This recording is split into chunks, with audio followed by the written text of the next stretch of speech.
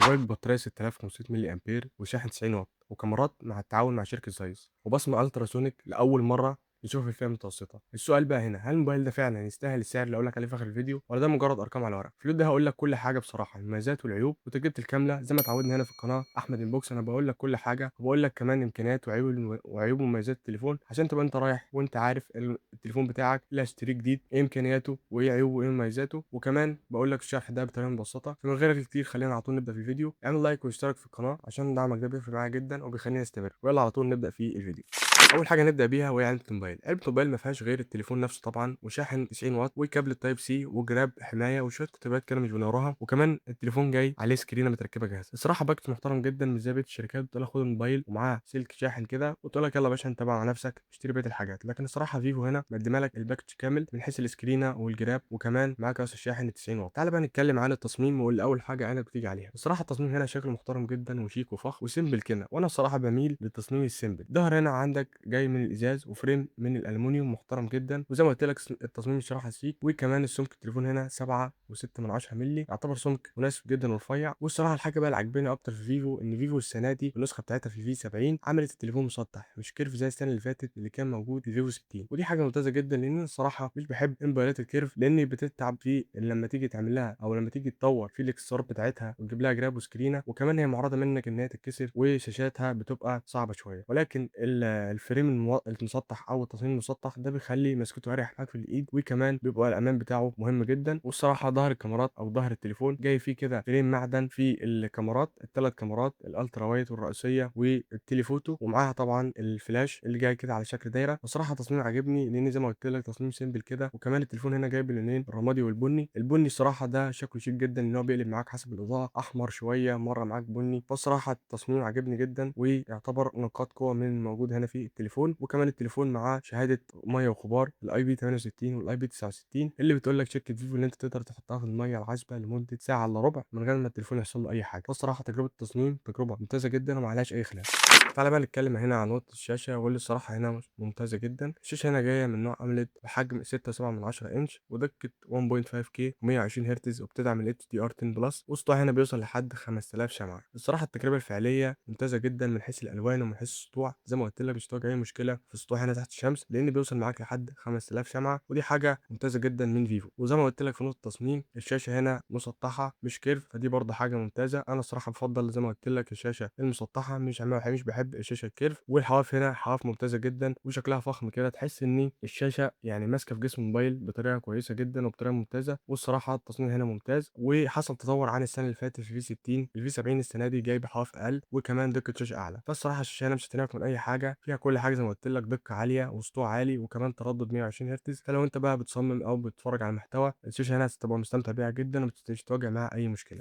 طبعا نتكلم عن نقطة الأداء واللي هنقف عليه شوية. طبعا أنت عارف فيفو بتتجه دايما للمعالجات الكوالكوم، والتليفون الفي 70 نازل السنة دي بمعالج سناب دراجون 7 جين 4. معالج صراحة أداء قوي وتمام مناسب جدا للفئة المتوسطة العليا. طبعا احنا عارفين الفئة المتوسطة العليا ما تتمناش برضو منها حاجة أقوى حاجة مش زي مثلا فئة الفلاج شيب كيلر، ولكن أنا كنت أتمنى صراحة إن هي فيفو تستخدم معالج أقوى من ده شوية. هو صراحة معالج مش هيأثر معاك في الأداء، وكمان مع واجهة فيفو البسيطة اللي ما فيهاش أنيميشن كتير، وكمان نازل التليفون باحدث اندرويد وباحدث واجهه من فيفو. فصراحه الاداء معاك هنا مستقر جدا وما فيهوش اي سخونه ملحوظه ولا في اي باجز كده ولا هتلاقي تهنيج او تعريف الموبايل. ولكن انا بتكلم هنا في نقطه التطور في المعالج بالمناسبه للفئه اللي انت نازل فيها الموبايل. والصراحه انا مش عارف برضه من حيث الالعاب. يعني انا مثلا بقارن لك لعبه زي بابجي لان احنا عارفين طبعا معظمنا بنلعب لعبه بابجي، وتعتبر لعبه بابجي هي اللعبه الاشهر اللي كل الجيمر بيلعبوها. بابجي هنا بتلعب على 60 فريم. انا بصراحه مش عارف ايه يعني ايه الفكره بين شركه فيفو وشركه بابجي. طبعا التعاون تحس اللي هو مش مستقر بينهم او مفيش تعاون ما بينهم. المعالج ده المفروض على حسب التليفونات التانية وعلى حسب ما بنشوف في التليفونات التانية اللي بتنزل بنفس المعالج بس في شركات منافسه ممكن تلعب بابجي هنا على 90 فريم واكتر كمان، لكن بابجي هنا في الفيفو في 70 تقدر تلعبها على 60 فريم بس. وطبعا كل اوف ديوتي هي هاي كواليتي، ولكن انا بكلمك على المفروض ان يكون المعالج يبقى اقوى شويه وكمان في الالعاب يكون اقوى. فلو انت جيمر صراحه مش هتحب النقطه دي في المعالج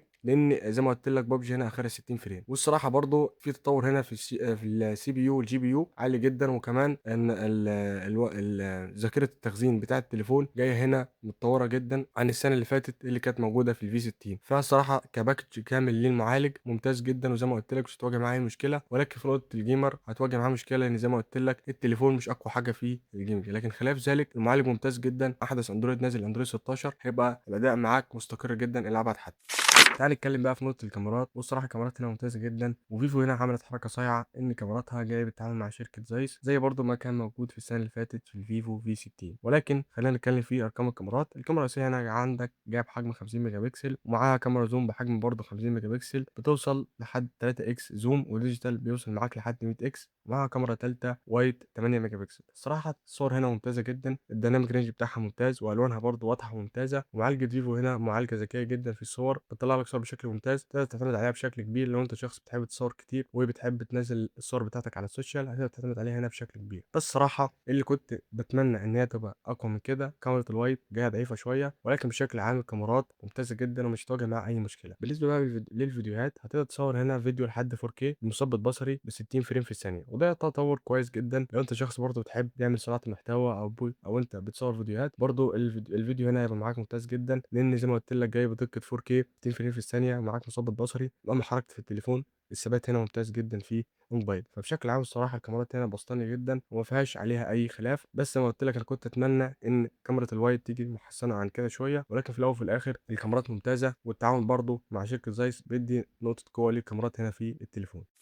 الصوت هنا في الموبايل صوت ستيريو، صوته عالي جدا وحلو، ولكن البيس بتاعه برضه لسه مش اقوى حاجه، وده برضه كان نفس المشكله اللي موجوده في الفي 60 بتاع السنه اللي فاتت. بالمناسبه لو انت عايز نعمل لك مقارنه كده شامله بين الفيفو في 60 والفيفو في 70 اللي بتكلم عليه النهارده، قول لي تحت في الكومنتات، انا بقرا كل الكومنتات، واي حاجه انتوا عايزينها انا بقراها وبحاول اعملها وهشتغل عليها ان شاء الله في اسرع وقت لو انتوا عايزين او حابين المقارنه دي. فما علينا، الصوت هنا زي ما قلت لك صوت جميل وصوت ستيريو. والصراحه هنا الصوت السماعه اللي فوق مناسب جدا ومتساوي مع السماعه اللي تحت، ولكن البيس بتاعه مش اعلى حاجه. التليفون فيه ان اف سي وبيدعم الاي اي براستر، التحكم طبعا فيه ريموت التكييف والشاشه والكلام ده كله. ومعاك هنا سنسور مكالمات، للاسف سوفت وير مش هاردوير. بس بقى اللي هنقف عليها واللي فيها صراحه صدماني جدا ومخلياني مبسوط جدا وكل شويه العب فيها، البصمه هنا الالترا سونيك، بصمه سريعه جدا على عكس كل الموبايلات الفئه المتوسطه اللي بيجي فيها بصمه مدمجه في الشاشه، طبعا مش احسن حاجه، بتبقى تقيله. لكن البصمه هنا بصمه طياره جدا، وكمان تقدر تتحكم في الانيميشن بتاعها، ممكن تخليها خالص من غير انيميشن عشان تبقى معاك كمان طياره واسرع واسرع. فالصراحه البصمه هنا ممتازه جدا وعجباني. وطبعا التليفون برضو بيدعم الاي سيم، لان كان في اشاعات ان التليفون مش بيدعم الاي سيم، لا التليفون بيدعم الاي سيم. والتليفون برضو بتاع السنه اللي فاتت الفي 60 كان برضو بيدعم الاي سيم. فالصراحه التليفونات هنا او التليفون جاي بالتجربه الكامله، وطبعا حبه الحبشتكنات اللي متعودين عليها من اي شركه. فالتليفون هنا مش حرق من حاجه، في كل حاجه انت ممكن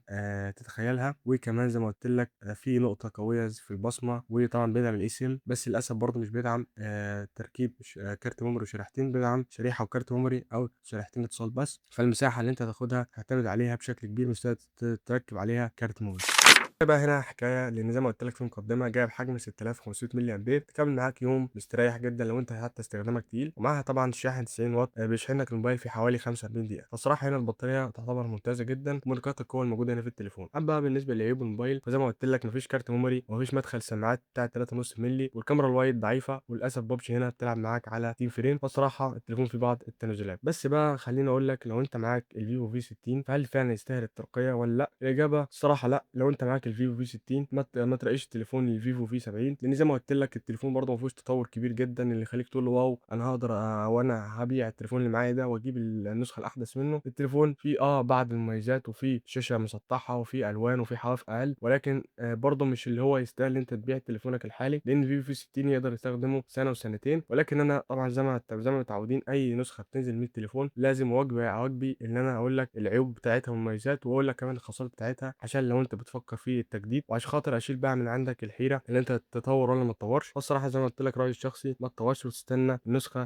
تنزل افضل من التليفون ده. وطبعا التليفون بيديك هنا 4 سنين تحديثات، نفس الكلام برضه في الفيفو في 60. فالتليفون يقدر معاك تستنى عليه سنه وسنتين لحد ما تنزل نسخه اقوى تستاهل فعلا ان انت تغير عشانها. بالنسبه بقى لسعر الموبايل في مصر، النسخه ال 256 جيجا هي جايه بسعر 32,000 جنيه مصري، والنسخه ال 512 جيجا هي جايه طبعا ب 35,000. طبعا احنا عارفين بسبب الازمه الاخيره وازمه الدولار كل شويه في الطالع، فالاسعار الصراحه بصراحه نازله مولعه، بس ان شاء الله مع الوقت ومع طبعا لما التليفون الهدايا بتاعته تخلص هيريح له 1000 جنيه ولا 2000 جنيه ولا حاجه، فانت تستنى شويه عشان طبعا التليفون يريح شويه. ولكن للاسف الاسعار دي بقت ازمه على الكل، والسوق طبعا هيتاثر بيها. انا كنت صراحه متوقع ان التليفون ينزل اقل من كده، ولكن للاسف مع التسعير ومع الحبشتكنات بتاعتنا التليفون وصل للسعر اللي انت سمعته ده. فالخلاصه لو انت معاك الفيفو في 60 ما تطورش، ولو معاك او انت بتفكر تشتري موبايل جديد من فيفو فالفيفو في 70 ممتاز جدا ومش اثر معاك باي حاجه. وبس كده، اتمنى يكون الفيديو عجبك، واتمنى اكون ضفت ضيف خفيف عليك. ما تنساش تعمل لايك والاشتراك في القناه عشان دعمك بيفرق معايا جدا. ولو عايز اي حاجه او عايز اي سؤال انا بقرا كل الكومنتات، اكتب لي على طول ما ترددش. بس كده، دي كانت احمد انبوكس، وانا احمد، وسلام. اشوفك ان شاء الله الفيديو الجاي.